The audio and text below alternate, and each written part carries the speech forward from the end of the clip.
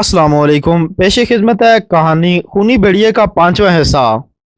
पिछली एपिसोड में आपने सुना था कि पॉल, जर्मी और दोनों डॉक्टर उस सराय में जाते हैं और रास्ते में उनका सामना एक भेड़िए से होता है जो बाद में चमगादड़ की शक्ल इख्तियार कर लेता है। सराय में पहुंचकर वो खाने का ऑर्डर करते हैं और वहां पर उन्हें कुछ पुरस्कार आवाजें सुनाई देती हैं और फिर वही चमगादड़ अंदर आती है और एक आदमी की शक्ल इख्तियार कर लेती है और फिर दोनों डॉक्टर वहां से जाने लगते हैं। उसके बाद जुर्मी उसे देखता रहा। उसकी आवाज गूंज कर डूब गई। करमीफ और एलन भाई खौफ से सुकड़ गए थे। उधर वो दोनों स्याह सूट वाले शयातीन हाथ आगे बढ़ाए उनकी तरफ बढ़ रहे थे। वो आदमी नहीं लग रहे थे बल्कि दो खूनख्वार जुड़वा गिद्ध मालूम हो रहे थे। उनके जिस्मों में तब्दीली होने का अमल शुरू हो चुका था। उनके जिस्म बुखारात में बदल रहे थे, गहरे गहरे जैसे। और फिर वो दोनों जैसे तहलील हो गए। अब सिर्फ दो जोड़े आंखें रह गई थीं, बादलों में से झांकती हुई शोले की तरह जलती हुई। फिर वो आंखें रुआ हुई और उस मेज की तरफ बढ़ी जहां करमीफ और एलन भाई बैठे थे। दूसरे लम्हे कहर के अंदाज से पंजों जैसी उंगलियां बरामद हुई। करमीफ पीछे हटा। एलन भाई खौफ से बुड़बुड़ाने लगा। वो भी अब उठकर करमीफ की तरह पीछे हट रहा था। उंगलियां बढ़ती चली आ रही थीं। जर्मी इस तरह उछला कि एक मेज लुढ़क गई और उस पर रखा सामान जनाके के साथ गिरा। उसी वक्त पाल जोर से चीखा, करास, कोट के बटन खोल दो। वो खौफ जिसने करमीफ और एलन भाई को सकते में पहुंचा दिया था जैसे कमजोर पड़ गया। करमीफ का ज़हन, जो एलन भाई से ज्यादा तवाना था, जाग उठा। उसके हाथों ने ताकत के बटन के साथ जोर आजमाई की और कोट खुल गया। नीचे वो पट्टियां नजर आने लगी जो करास की शक्ल में सिली हुई थी। उसका फौरी असर हुआ। वो अजीब कहर और उसकी उंगलियां एकदम से रुक गईं। अपनी जगह करमीफ ने कोट को मजीद खोल दिया और मजबूती से एक कदम आगे बढ़ा। कहर पीछे हटा मगर उसमें देखती आंखें अब नफरत और आग बरसा रही थीं। वो जैसे करमीफ के दिमाग में घुस रही थीं उसे रोकने के लिए। और फिर वो उनके खिलाफ मुजाहिम नहीं हो सका और रुक गया। एक बार फिर बादल छटने लगा और उसमें से दो इंसानी हैवले बाहर आ गए। वो दोनों पास खड़े थे। उनकी नजरें करमीफ पर, जिस्म पर सिले क्रास पर थीं। मनो अन वो आदमी जिसका नाम कोस्टालीन था एक तरफ हो गया और उजला से चला। चला क्या, उड़ा। उसके पैर जैसे फर्श पर नहीं पड़ रहे थे। फिर वो उस दरवाजे में घुस गया जो इमारत के अंदर अंदरूनी हिस्से में खुलता था, जबकि उसका साथी बाहर के दरवाजे की तरफ हटने लगा। पाल ने तेज लहजे में बोलना शुरू कर दिया, वो लड़की, हमें उसे बचाना होगा इससे पहले कि। मगर उसे चुप हो जाना पड़ा। जुर्मी ने मुदाखलत की और वो चीखा था, मैं यहाँ नहीं रुकूंगा। अब देखो, तुम नहीं जा सकोगे। मगर जुर्मी दरवाजे तक पहुंच चुका था जहां वो दूसरा आदमी ठिठका हुआ था। हट जाओ, जुर्मी चीखा। उसे कोई जवाब नहीं मिला। वो गिद्ध उसी जगह रुका हुआ था। दूसरे लम्हे जुर्मी ने रिवॉल्वर निकाल लिया। रास्ता दो, वो एक बार फिर चीखा। दरवाजे पर खड़ी मखलूक इस्तेज़ाइया अंदाज में हंसी। उसकी जलती हुई आंखों ने जुर्मी की आंखों को देखा और फिर उस आंखों का रंग बदलने लगा। जुर्मी अपनी जगह लड़खड़ाया जैसे उसे किसी ने धक्का दिया हो। मैं तुम्हें जान से मार दूंगा, जुर्मी चीखा। उसके बाद वो बेकाबू हो गया। उसने हाथ उठाया और फिर उसका रिवॉल्वर शोले उगलने लगा। कमरे में कई जोरदार धमाके गूंजे और फिर जुर्मी ने हाथ गिरा लिया। उसकी आंखें हैरत से चौड़ी हो गई थीं।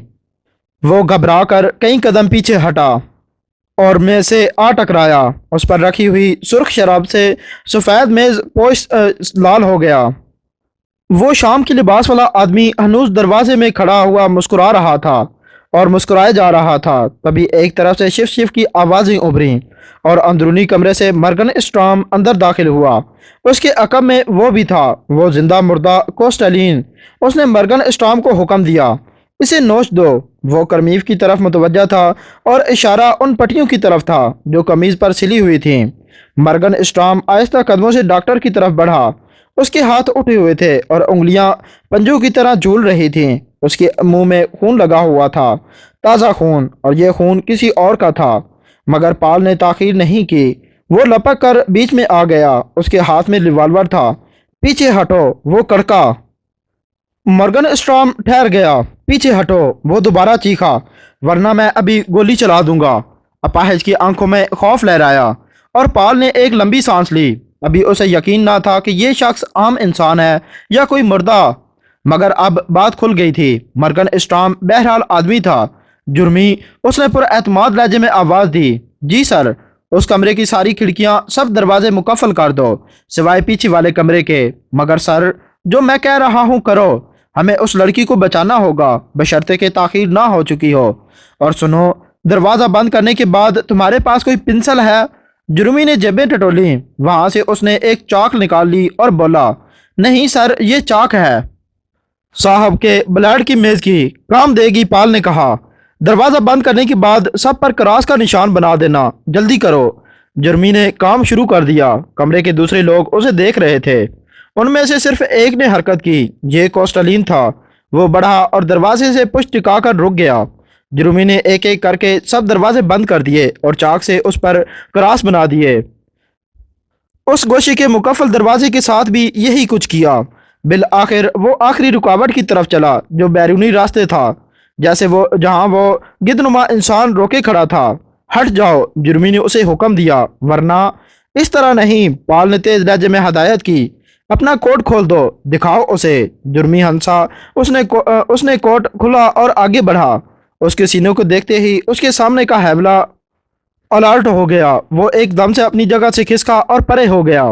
راستہ صاف دیکھ کر منو ان کرمیف نے حرکت کی اور اچھلا اور دروازے کی سمت جھپٹا۔ رک جاؤ، پال چیخا۔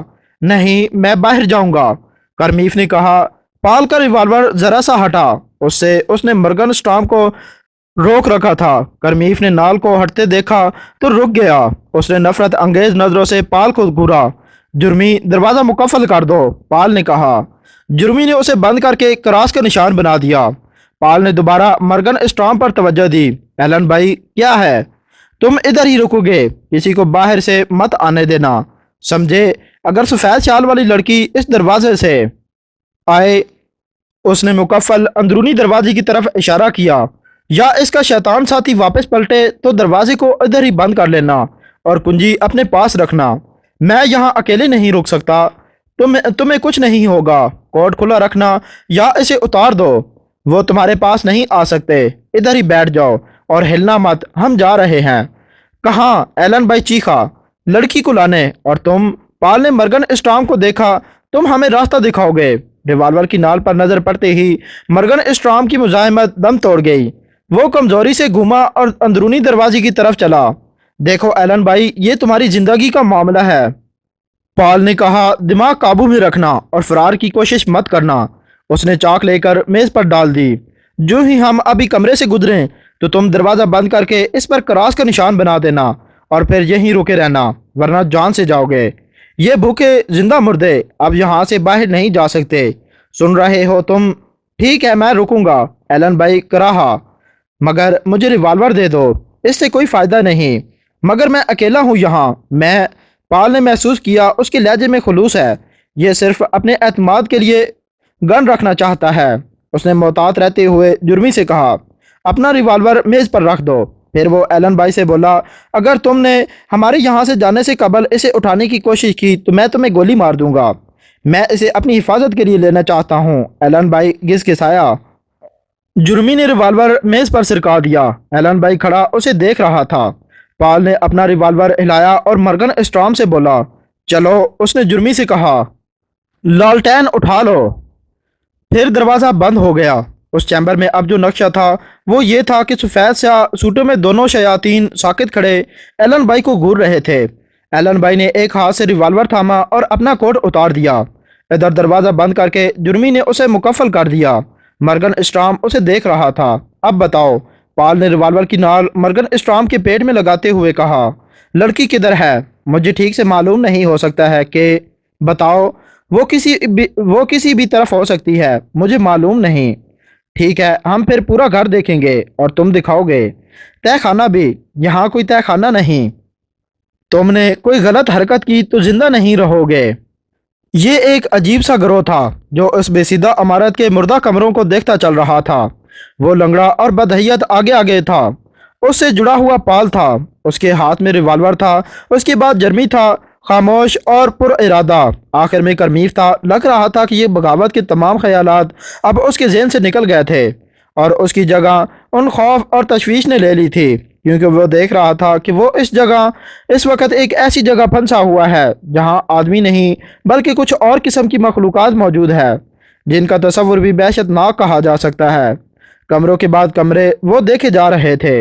ये सब कमरे खाली थे, मुर्दा थे, उनकी खिड़कियां बंद थीं, शटर गिरे हुए थे। सिर्फ किचन में ऑयल स्टोर की गर्मी थी और एक गंदी सी मेज़ पर गोश्त का एक तसला रखा हुआ था। कमरे खाली थे, चंद एक में कुछ नंगे बिस्तर और नंगी मेज़ रखी थीं जिन पर खाक पड़ी हुई थी। लालटेन की जर्द रोशनी में सारी फिजा किसी मकबरे जैसी थी। यहाँ कुछ भी नहीं है, उकताई हुई आवाज़ में करीब मीफ ने कहा।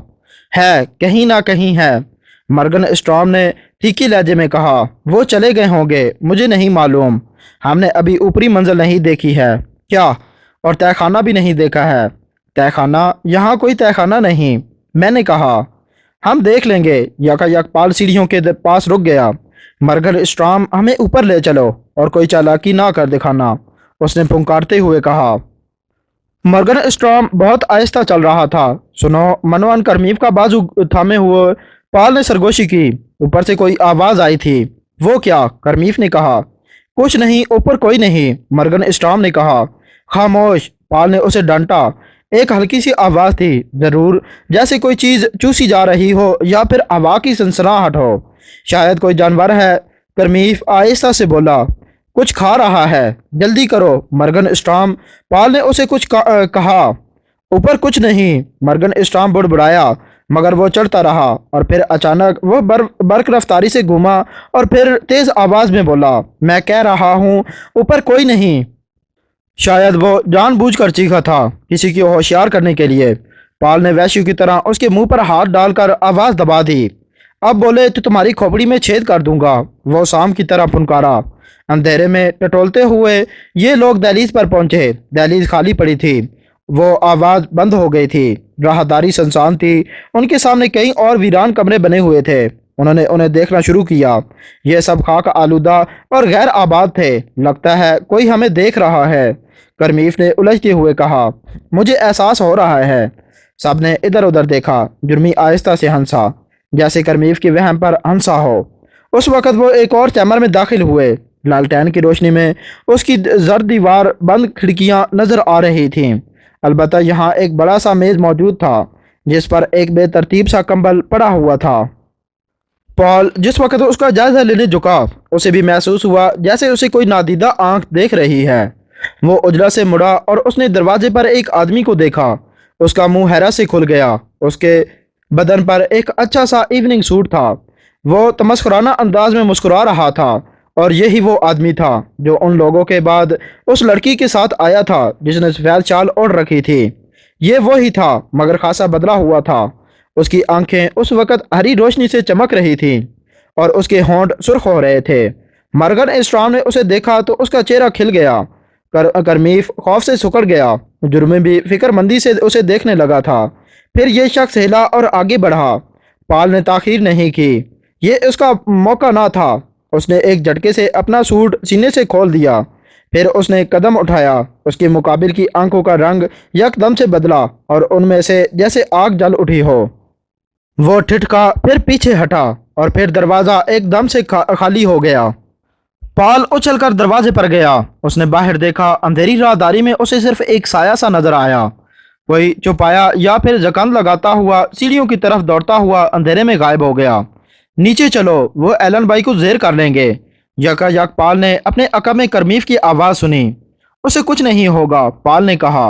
वो ऊपरी मंजिल को खंगालते रहे और फिर बिल आखिर उन्हें लंबी राहदारी के आखिरी में वो कमरा मिल ही गया।